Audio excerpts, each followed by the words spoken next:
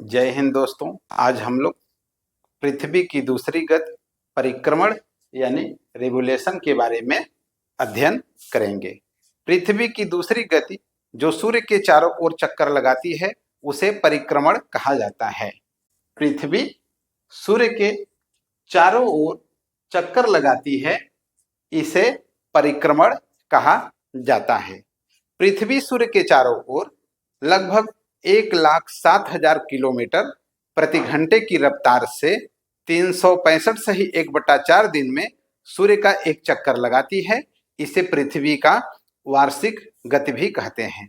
सूर्य के चारों ओर पृथ्वी की परिक्रमा के कारण ही मौसम या ऋतुओं में परिवर्तन होता है, जैसे वर्षा ऋतु, ग्रीष्म ऋतु, शरद ऋतु, हेमंत ऋतु, शिशिर ऋतु, बसंत ऋतु। अब देखिए, पृथ्वी 365 सही 1/4 दिन में सूर्य का चक्कर लगाती है। पृथ्वी दिवस 24 घंटे का होता है। 24 घंटे का 1/4 यानी 4 छके 24, 6 घंटे हुआ। कुल मिलाकर के एक वर्ष 365 दिन 6 घंटे का होता है। हम लोग एक वर्ष 365 दिन का मानते हैं अपने सुविधा के अनुसार। 6 घंटे इसमें नहीं जोड़ते। 4 वर्षों में प्रत्येक वर्ष के 6-6 घंटे मिलकर यानी 24 घंटे, 24 घंटे यानी एक दिन हो जाता है। और इस एक अतिरिक्त दिन को फरवरी के महीने में जोड़ा जाता है, यानी प्रत्येक चौथे वर्ष फरवरी माह में 28 दिन के बदले 29 दिन होता है। और ऐसा वर्ष 366 दिन का होता है, जिसे लीप वर्ष कहा जाता है।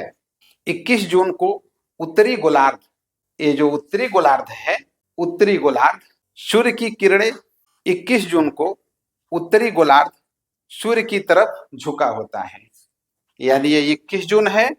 और जो उत्तरी गोलार्ध है, ऐसे उत्तरी गोलार्ध सूर्य की तरफ झुका हुआ है। सूर्य की किरणें कर्क रेखा पर सीधी पड़ रही हैं।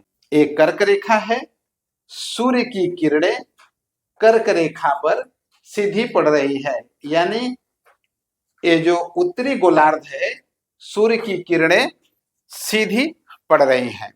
और सूर्य की किरणें जब सीधी पड़ रही हैं तब यहाँ ऊष्मा अधिक प्राप्त हो रही है, जबकि उत्तरी ध्रुव के पास, ये उत्तरी ध्रुव है, अब यहां से सूर्य की किरणें जब चल रही है तो उत्तरी ध्रुव यानी तिर्यक हो गया। उत्तरी ध्रुव के पास, ये उत्तरी ध्रुव है, कर्क रेखा पर तो सीधी पड़ रही है, लेकिन उत्तरी ध्रुव की ओर तिर्यक होने के कारण ऊष्मा कम प्राप्त हो रहा है, इसलिए उत्तरी ध्रुव पर ठंड पड़ता है। यानी उत्तरी ध्रुव पर, इसलिए उत्तरी ध्रुव पर बर्फ ही बर्फ है। 90 डिग्री के पास उत्तरी ध्रुव पर 6 महीने का दिन ही दिन हो गया। इस समय उत्तरी गोलार्ध में ग्रीष्म ऋतु, जबकि दक्षिणी गोलार्ध में शीत ऋतु होगा। उत्तरी ध्रुव पर 90 डिग्री के पास दिन ही दिन जब होगा तो दक्षिणी ध्रुव पर रात ही रात होगा। गर्मी के महीने में यानी जून के महीने में उत्तरी गोलार्ध में दिन लंबा होगा और रात छोटा होगा, यानी वहां दिन लंबा होगा और रातें कैसी होंगी? छोटी होंगी। पृथ्वी के इस अवस्था को उत्तर अयनांत कहते हैं। अब हमारी पृथ्वी घूमते हुए धीरे धीरे आ जाती है 22 दिसंबर। धीरे धीरे हमारी पृथ्वी जून, जुलाई, अगस्त, सितंबर, अक्टूबर, नवंबर, दिसंबर में यहाँ पहुंचती है, यानी 22 दिसंबर।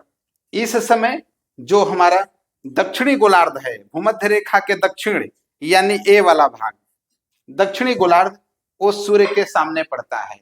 अब यहाँ पर सूर्य का प्रकाश सीधे इन भागों में यानी दक्षिणी गोलार्ध में सूर्य का प्रकाश पड़ रहा है, जिसके वजह से यहाँ पर अब दिसंबर के महीने में यानी दक्षिणी गोलार्ध में ग्रीष्म ऋतु होगा, जबकि इस समय उत्तरी गोलार्ध में शीत ऋतु होगा। दक्षिणी गोलार्ध में जब ग्रीष्म ऋतु होगा यानी दिसंबर के महीने में, यहाँ दिन लंबा होगा और रातें छोटी होंगी। ठीक इसके विपरीत उत्तरी गोलार्ध में दिन छोटा होगा और रातें लंबी होंगी ठंडी के मौसम में। उसके बाद हमारी पृथ्वी दिसंबर के बाद जनवरी, फरवरी, मार्च में यहाँ पहुंचेगी, यानी 21 मार्च और 23 सितंबर। 21 मार्च और 23 सितंबर को सूर्य का प्रकाश भूमध्य रेखा पर, ये है हमारा भूमध्य रेखा, 21 मार्च और 23 सितंबर को सूर्य की किरणें विषुवत रेखा या भूमध्य रेखा पर सीधी पड़ती है, इसलिए पूरी पृथ्वी पर रात दिन बराबर होते हैं। इस स्थिति को विषुव कहा जाता है। उत्तरी गोलार्ध में जब ग्रीष्म ऋतु रहता है उसे उत्तर अयनांग कहते हैं, और जब दक्षिणी गोलार्ध में ग्रीष्म ऋतु रहता है यानी 22 दिसंबर को, इसे दक्षिणी अयनांत कहते हैं। जब 21 मार्च को उत्तरी गोलार्ध में बसंत ऋतु रहता है तो दक्षिणी गोलार्ध में शीत ऋतु रहता है, और 23 सितंबर को जब उत्तरी गोलार्ध में शरद ऋतु रहता है तो दक्षिणी गोलार्ध में बसंत ऋतु रहता है।